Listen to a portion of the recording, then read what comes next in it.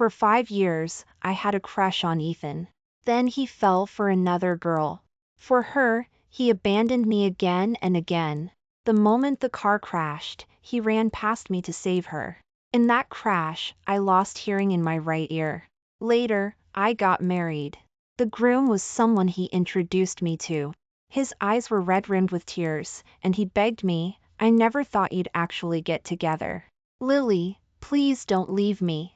I pried his fingers off one by one, smiling as I told him, "Ethan, don't be pathetic." On Valentine's Day, Ethan suddenly told me he had a surprise for me.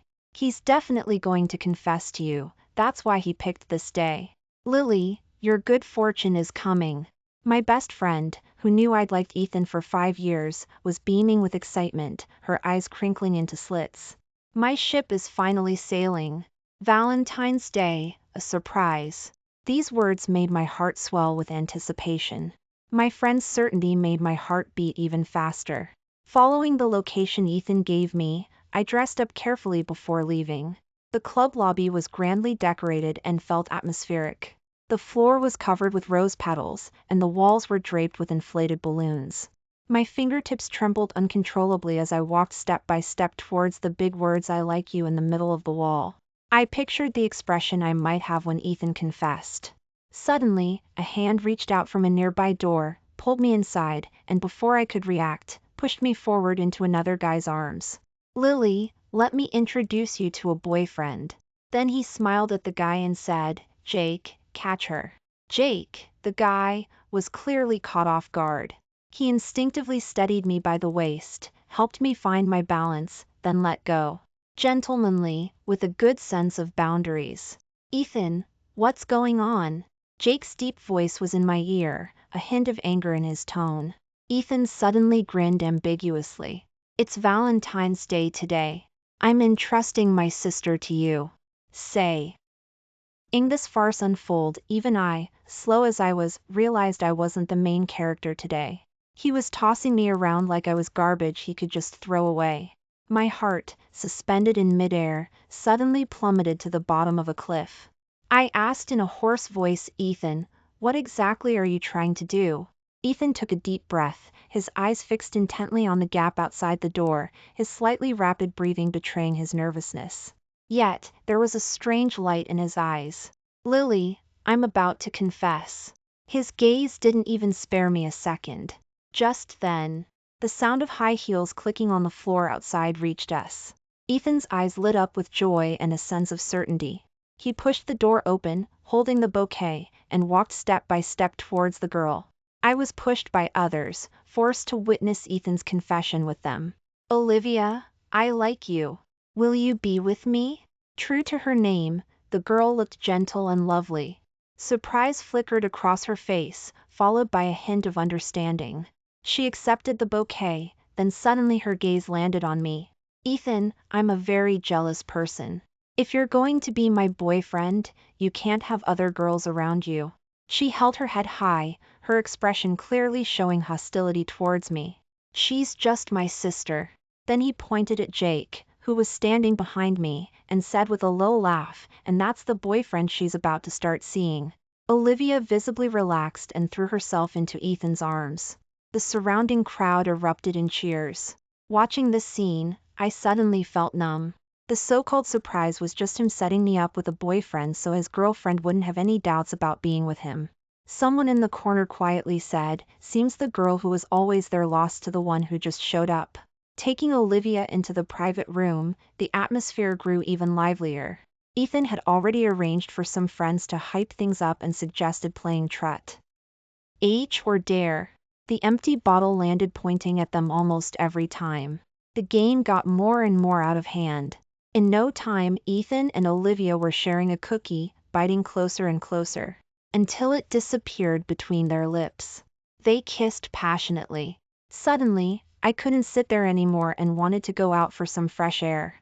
Someone patted my shoulder and asked near my ear, "Want to step outside?" I looked up, taken aback.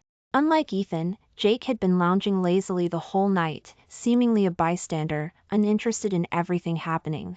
One time the bottle pointed at him and someone dared him to give me a Princess Carrie as a dare, but he just chose the penalty drink. I thought he wasn't interested in me. Seeing me frozen, he repeated, "Coming or not?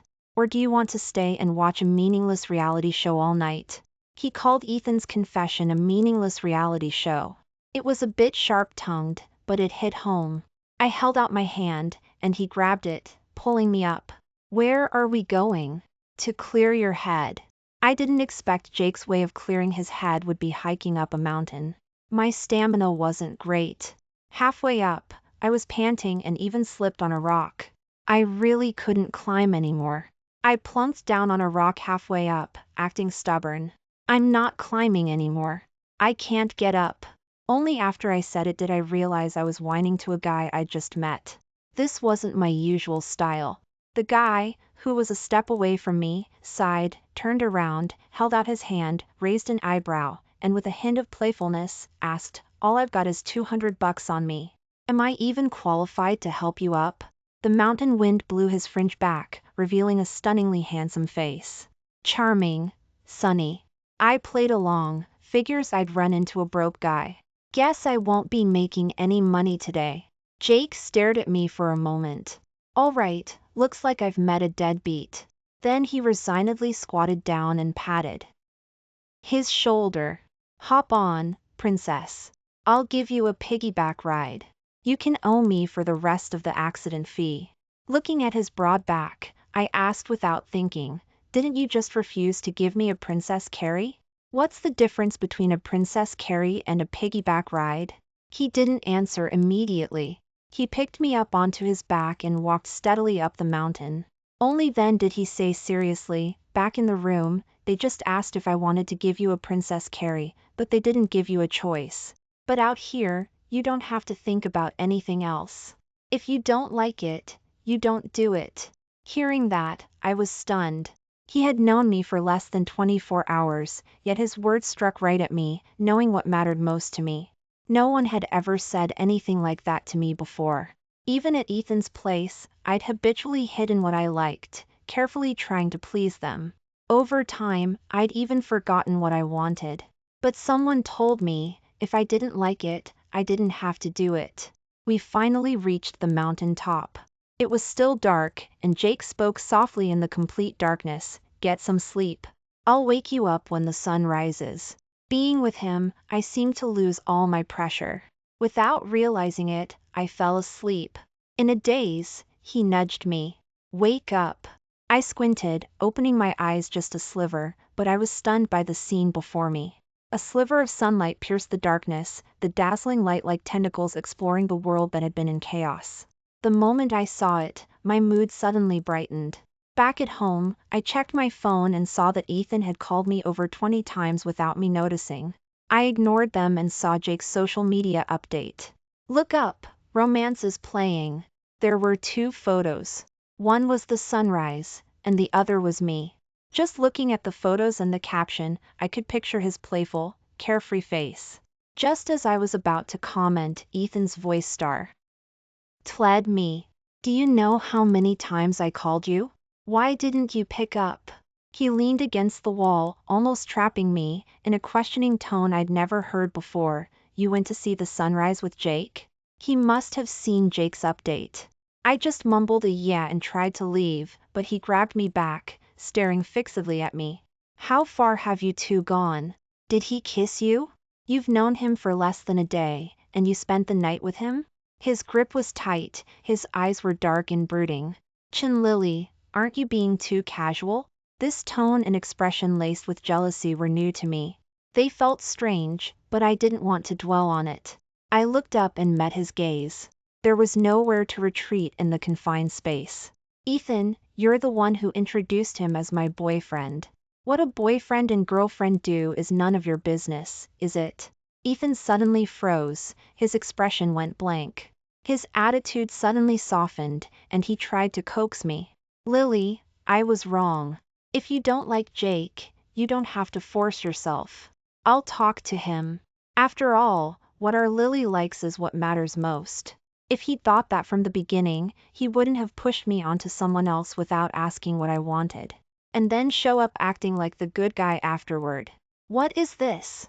Hitting me and then offering a candy? Ethan seemed very sure I wouldn't like Jake. His calm eyes held their usual air of certainty. I shifted slightly, creating a little distance between us. No need. A flicker of panic crossed his face. What do you mean? You really like him? Just then, a voice came from the stairwell. Ethan, do you guys have disposable toothbrushes and towels? Hearing the voice, Ethan instinctively let go and stepped back. Before me, Olivia walked closer, wearing my pajamas and smiling, looking every bit like the lady of the house. Jake and I watched the sunrise, and he called me casual. What about him, bringing his GI girlfriend home to spend the night on the day he confessed? Doesn't that make him a player? I twitched my lips, a look of sarcasm on my face, and Ethan instinctively tried to explain. Lily, I didn't. I suddenly found it hilarious and actually laughed out loud. Ethan, you don't need to explain to me. I wasn't interested in what he and Olivia did.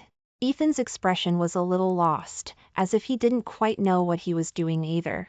After a while, he finally came back to his senses, reassuringly kissed Olivia's face, and said affectionately, I'll go get them for you. The three of us ate breakfast in silence.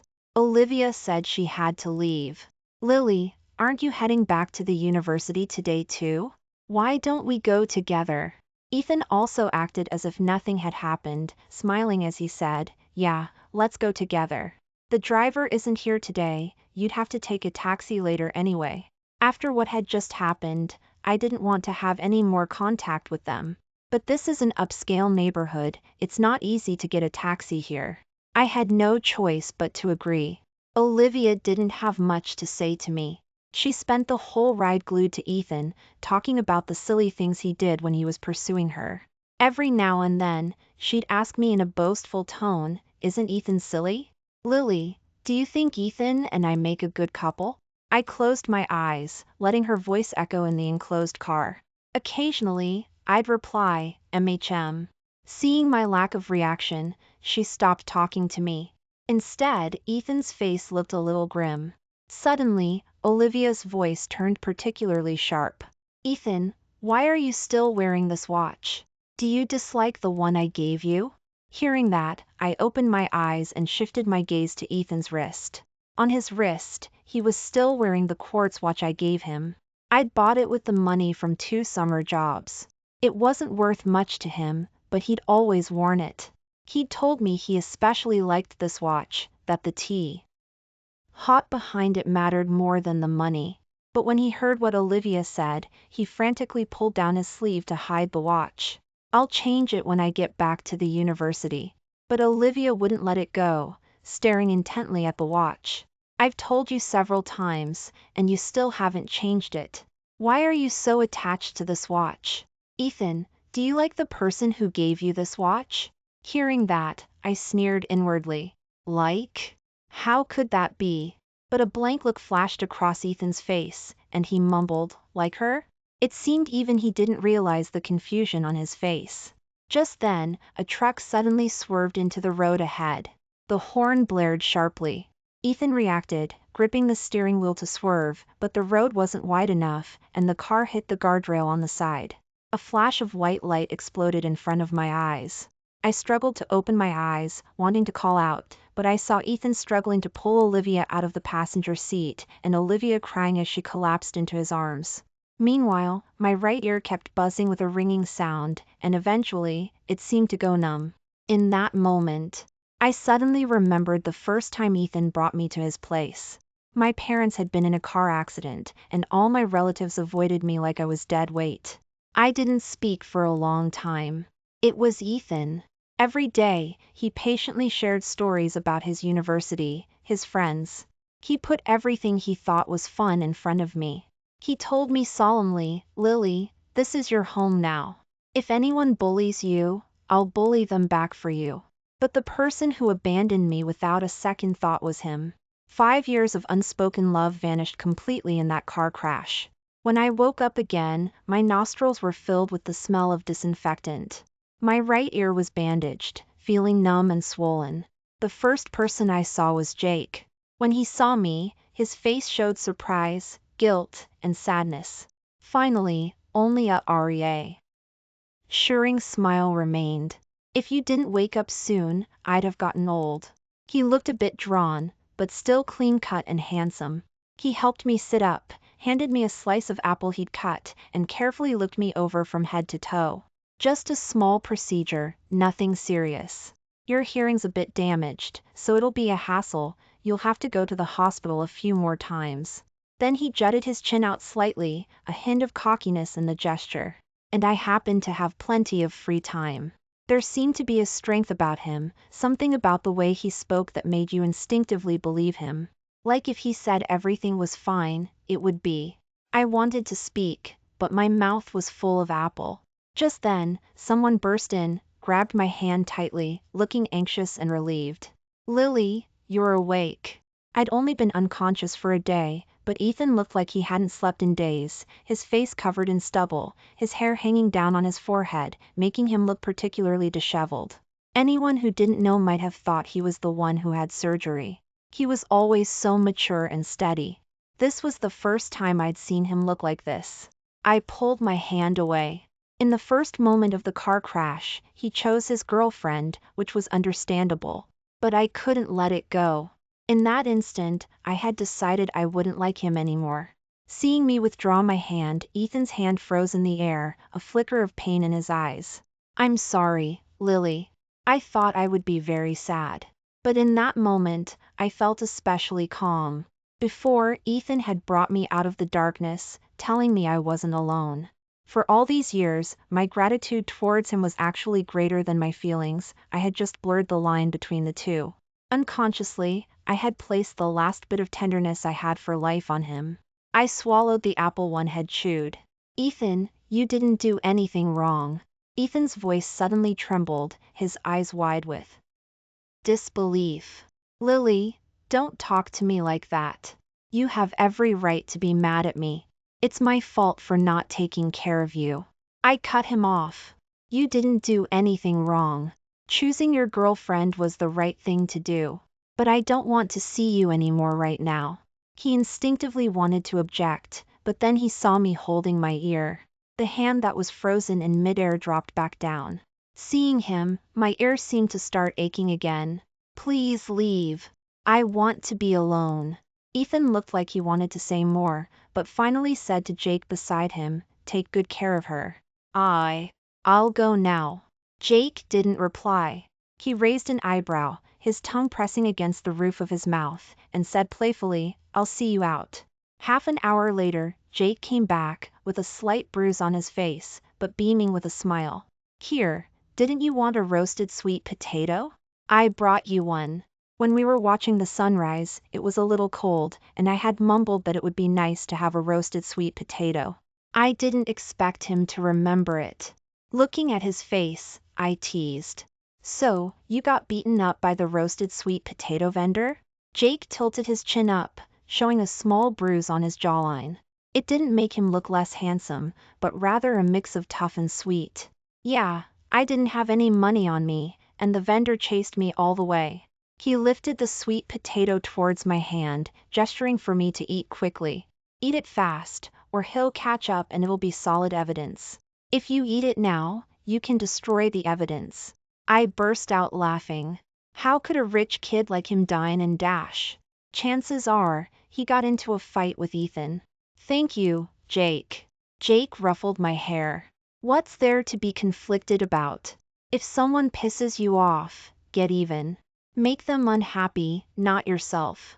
The rich smell of roasted sweet potato wafted towards me, warm and sweet.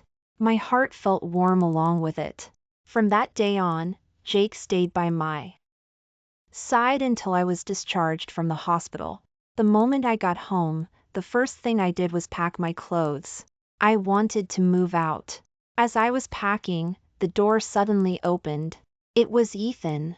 He saw me, and a hint of joy flashed in his eyes. His face still had red marks and bruises, worse than Jake's. I suddenly felt a little proud. Jake had won. I felt happy, almost like I'd won the battle myself. Lily, you're back? Why didn't you call me to pick you up? Ethan rushed towards me anxiously, but when he saw me packing, the joy in his eyes completely vanished. Where are you going? His eyes were frantic and scared. He quickly grabbed my hand as I was packing, his movements stubborn and determined. This is your home, Lily. You're not allowed to leave. He took the clothes from my suitcase one by one.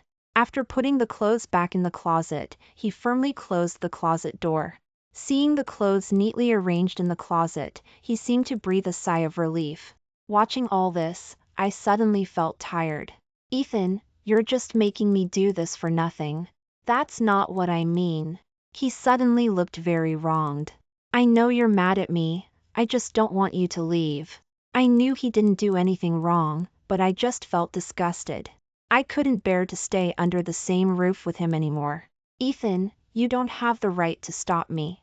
I pulled the suitcase in front of me, took the clothes out of the closet again, and repeated the process several times. I didn't actually have many clothes. Living at Ethan's place, I still couldn't feel as at home as I did in my own place. I always thought that if I were abandoned again someday, I could take everything with me at once. I really, truly lacked a sense of security. And I really, truly had been abandoned. He didn't stop me anymore, watching stiffly as I put the clothes into the suitcase one by one. Light streamed in from the window, casting his tall silhouette onto the wooden floor, making him look desolate and lonely. As I zipped up my suitcase, he suddenly asked softly, like he was grasping at a final straw. You don't like me anymore? What? I looked up at him in disbelief. Seeing his expression, I knew I hadn't misheard. I had always thought he didn't know I liked him, but it turned out he knew. So, he had been pretending not to know all these years. And what was he thinking when he introduced me to a boyfriend? I suddenly laughed, a cold laugh. Ethan, you really make me feel like I wasted the last few years liking you. I grabbed the handle and started to walk out. Ethan followed me, walking behind me, his hand gripping the suitcase handle tightly. Lily. He didn't finish before he was interrupted by a casual, laid-back voice. Babe, you're taking forever. Jake leaned back against the stair railing with his hands, wearing a black wool coat, the breeze ruffling a few strands of his hair. He strolled over casually and easily picked up the suitcase. Let alone Ethan, even I was startled by him calling me babe. Ethan stared fixedly at me. You're already at that stage? He clenched his fists, veins bulging, like he was about to charge and fight any second. He thought for a moment, then suddenly remembered something, and visibly relaxed, looking a little smug. Jake, Lily used to like me, did you know? After so many years, how could she just stop liking me? He said it with certainty. You're doing this to get back at me, aren't you? Hearing him say that, I felt like I'd swallowed a fly. Jake stopped walking too, saying with a hint of disdain, you said it yourself, that was before. Using a girl's feelings for you as something to boast about? As a man, I'm embarrassed for you. Compared to the past 5 years, I care more about the next 50. As for getting back at you? Jake paused. You're not even worth it. Then he gave a genuine smirk, a sarcastic laugh escaping his lips. Oh right, I haven't thanked you yet. Thanks for introducing Lily to me. I really like her. Ethan was speechless. Downstairs, I saw Jake's car and was slightly stunned. The Porsche logo was particularly flashy. This was his beaten-up old car? He told me sheepishly that he'd drive a beaten-up old car to pick me up and asked me not to mind. I'd even instinctively reassured him. But seriously, who calls a Porsche a beaten-up old car? What you just said. Before I could finish, Jake suddenly gestured for me to look in the rearview mirror. I didn't expect Ethan to have chased us out, staring fixedly at the car, walking closer step by step. Want to mess with him? His eyes were mesmerizing, and I felt like I was under a spell, nodding instinctively. Jake suddenly smiled, a mischievous smile. He reached out and touched my lips. Something was about to happen. I've always wanted to see what this tastes like. Along with those words, his warm lips descended. All my questions were blocked by his kiss. The car window was knocked on. Outside, Ethan had a murderous expression. Jake didn't open the window. He returned to his seat and quietly reminded me, buckle up. Before I could fully react, he had already started the engine. Ethan was immediately left in the dust, his figure disappearing behind the car. Back at the university, I found out that Ethan and Olivia had broken up. Just like their confession, their breakup was just as dramatic. I wasn't interested in it, but the more I didn't want to hear about them, the more their story seemed to appear before me. Around the corner of the stairwell, Olivia asked Ethan with red eyes, "Are you really going to break up with me?" "Why? What did I do wrong?" She pulled up her pant leg, looking a bit wronged. "I got hurt too. Did you see this scar on my leg? I can't wear shorts or skirts anymore because of it. But Ethan, you didn't even ask me about it once. I had to go to the hospital and get my injury treated by myself, while you were just sitting outside Chen Lily's hospital room every day. Who was your girlfriend anyway?" On her leg, a hideous scar stretched from her thigh to her calf. Clear and terrifying. Unlike Olivia's nearly breakdown state, Ethan's voice was cold. "I don't like you anymore." Hearing this, Olivia threw herself into his arms, gripping his waist tightly, tears streaming down her face, completely frantic. "Ethan, I was wrong, I was too willful. Please don't leave me." Stripped of the initial affection, Ethan's eyes showed nothing but impatience, and he forcefully pulled Olivia away. "Stop bothering me." Olivia suddenly became a little frantic, her eyes red-rimmed, tears streaming down her face. "Ethan, what did you say when you were chasing me? You said you'd be good to me, you said you'd spoil me no matter how willful I was, and look what happened? We weren't even together that long before you left me." She stepped forward, grabbed Ethan's hand, and quickly pulled up his sleeve before he could react. When she saw the watch on his wrist, she froze, then reached out to grab it. "I knew it! This is the one Chen Lily gave you, isn't it? Don't think I don't know, you like Chen Lily, don't you? That's why you were tossing and turning all night, calling her again and again, wearing a cheap watch like it's precious." A flicker of daze crossed Ethan's face, but then it became firm. "Yes, I like her." He grabbed Olivia by the back of her neck with one hand and pulled her back a step. "Stop bothering me." Olivia suddenly started laughing through her tears. "Ethan, you're just pathetic. You just like people you can't have. People like you are destined not to find happiness." Ethan remained silent, letting her say whatever she wanted.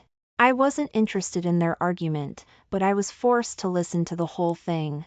Only when Olivia had sobbed her way out, and there was no sound around, did I start walking downstairs. I didn't expect Ethan to still be there. After a few steps, I was pulled towards him with great force, my hands pinned by his as he cornered me against the wall. A kiss followed, rough and filled with an inexplicable resentment. He was using almost all his strength. I couldn't break free, so I had to bite him. Pain lingered on my lips and teeth. Ethan had to let go. There was a noticeable bite mark on his lip, the blood staining it, making him look dangerous and sharp. "Lily, you heard all that, didn't you?" He clenched his fists, his tone hostile. "How could you kiss Jake? Did his kiss make you feel as good as mine?" He grabbed my chin, demanding, "How could you just say you don't like me anymore?" He seemed so confident, but what gave him the right to ask me that? How pathetic did he think I was, that even when he had a girlfriend, he believed I should still be in love with him? I lifted my leg and headbutted him, forcing him back a step. My hands were free. I slapped him. "Ethan, you didn't like me, but you expected me to keep liking you? What I do with other people is none of your business, is it? What gives you the right to tell me what to do?" He let out a laugh, but the humor didn't reach his eyes. Instead, he was completely shrouded in gloom. "Seeing you kiss him drove me insane. You obviously like me." He used his thumb to wipe his lower lip and stepped closer to me. "You just heard it too, I like you." He looked at me quietly, hopeful. "Let's start over. No Olivia, no Jake. Can we?" I was so angry I laughed. I really wanted to dig open his head and see what was inside. "Ethan, are you crazy? What makes you think I should just revolve around you?" He frowned, then suddenly squatted down, asking in a hoarse voice, Is there no possibility anymore? His expression was desolate, his back bending inch by inch. He seemed like a different person from the confident, high-spirited Ethan I knew. After several follow-up appointments, my ear had mostly recovered. The last time I went to the hospital for a follow-up, the doctor smiled and said, "You don't need to come back. Just take care of yourself." Then he gestured towards Jake and teased, "This is your boyfriend, isn't he? He's here every time, you two have a great relationship." Just as I was about to object, Jake spoke up before me. Yes, doctor. You got it." I wasn't sure which part he was agreeing with. We drove in silence. When we got downstairs to my place, he stopped the car, leaned over, looking pitiful, and asked me, "When are you going to make it official? We've already kissed. Even the doctor thinks we should be official." I suddenly felt very nervous, but in my mind, it felt like fireworks were exploding, bursting brilliantly. "You already have a title." He grinned from ear to ear. "What title?" I unbuckled my seatbelt, jumped out of the car, and called out to him through the car window, "Boyfriend, goodbye." He was grinning from ear to ear. I was too. I hummed a song all the way home, my heart pounding like a drum. Just as I was about to enter the apartment complex, a car suddenly stopped in front of me, parked haphazardly. Before it had even come to a complete stop, someone jumped out and pulled me towards his car. If it weren't for that face I'd secretly loved for 5 years, I truly would have thought I'd run into a kidnapper. "Ethan, what are you doing?" He pushed me into the passenger seat, then came around the front of the car and got in, reaching over from the right to buckle my seatbelt. I tried to open the door, but he suddenly turned to look at me, his face dark. "It's a good thing you didn't let him come up just now, otherwise I don't know what I would have done." He looked terrifyingly dark, as if he wanted to tear me apart and devour me the next second. "Just be good, okay?" He locked the car door. I couldn't open it. I turned my face away, not wanting to see him. Given our relationship, not ripping his heart out was already me being kind. How could I possibly be good? I remained silent, not answering. Seeing my reaction, Ethan tried to appease me, gently stroking my hair. I wanted to flinch away, but he pulled me back. In the tense atmosphere, he suddenly smiled and said, "Lily, I have a surprise for you." Saying this, he started the engine. It was his new car, and it was my first time in it. But I still had lingering fear from the previous crash, and my face was pale as he drove me to an upscale club. He got out of the car and led me out. The ground was covered with rose petals, starting from the entrance. It was decorated even more elaborately than when he'd proposed to Olivia. Passers-by were all whispering about how lucky I was. I sneered inwardly, already knowing what he was about to do. If this were before, I truly would have thought it was a surprise. But now, I just felt it was a joke. I had woken up from this dream, but Ethan hadn't. It was the same group of friends, who all rushed out together. "Get together! Get together!" They were like a hype squad, cheering no matter who showed up. Ethan looked at me intently, holding out a bouquet of roses. "Lily, everything I owe you, I'll make up for." I threw the flowers directly onto the ground. Ethan's face fell, but he forced himself to say, "Lily, isn't this what you wanted? I'm making it up to you. What else do you want?" I was so angry I laughed. What I wanted? Everything before me felt disgusting. The decorations, the scene, and the person standing there. "Do you even know what I want?" "I want you to get lost." The hall fell silent. The applause stopped abruptly. It was clear to everyone that this was a failed proposal. Ethan's lips were pressed tightly together, and veins were throbbing slightly on his forehead. He suddenly softened, pulling me into his arms. "Lily, I know what you care about. I've always liked you. I just didn't want to argue in our relationship. I was afraid we wouldn't even be friends anymore." I stomped hard on his foot, and as he winced in pain, I pushed him away, a cold smile on my face.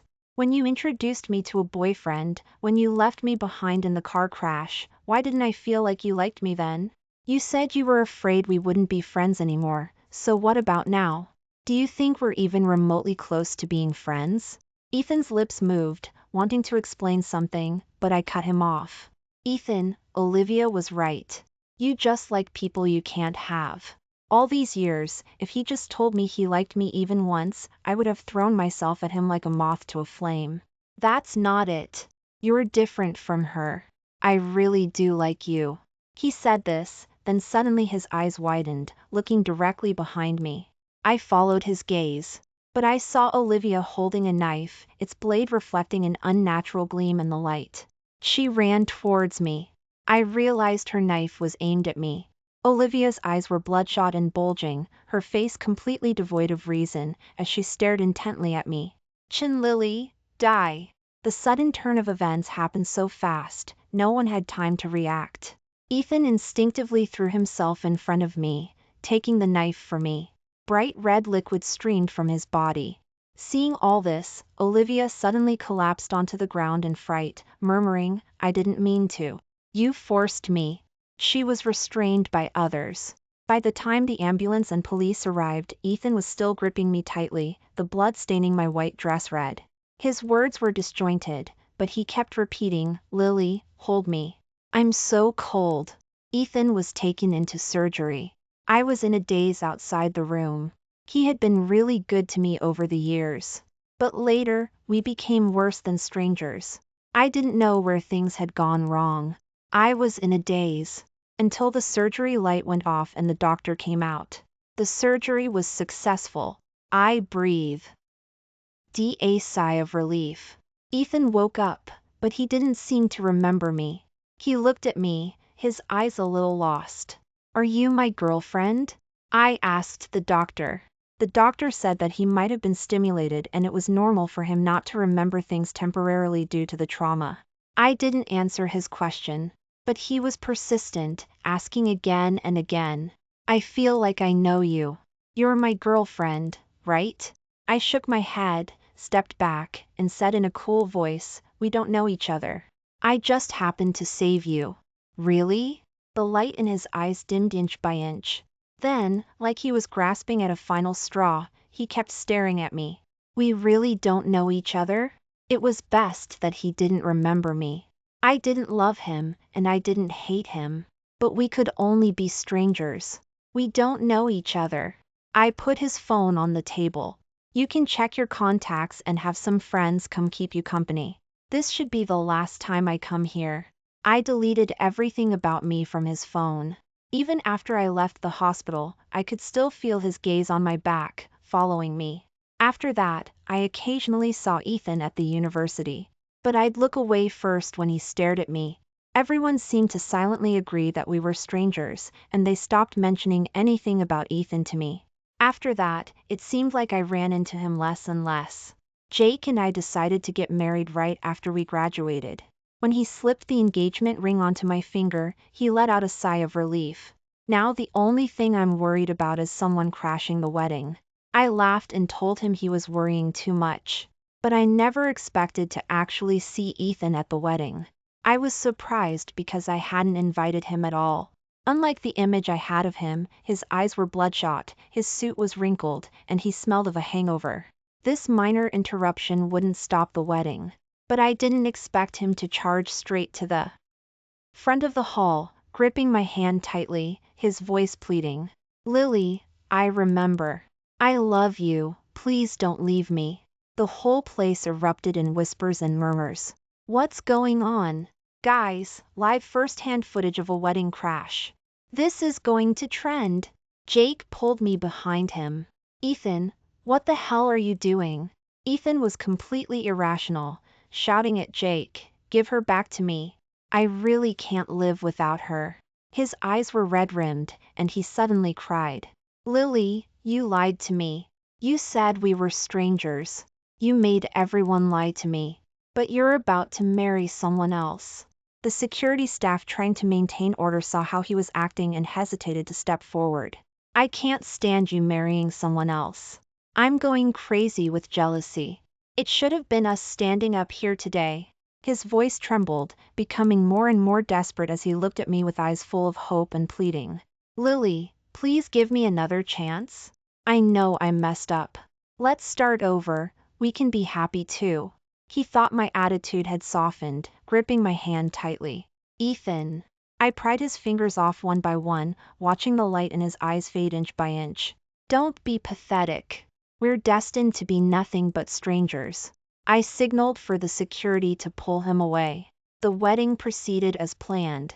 Jake held me close, and as he kissed me, he whispered, "Good thing you didn't run off with him. Otherwise, the next time you got married, I would have been the one crashing the wedding." I kissed him fiercely, silencing him.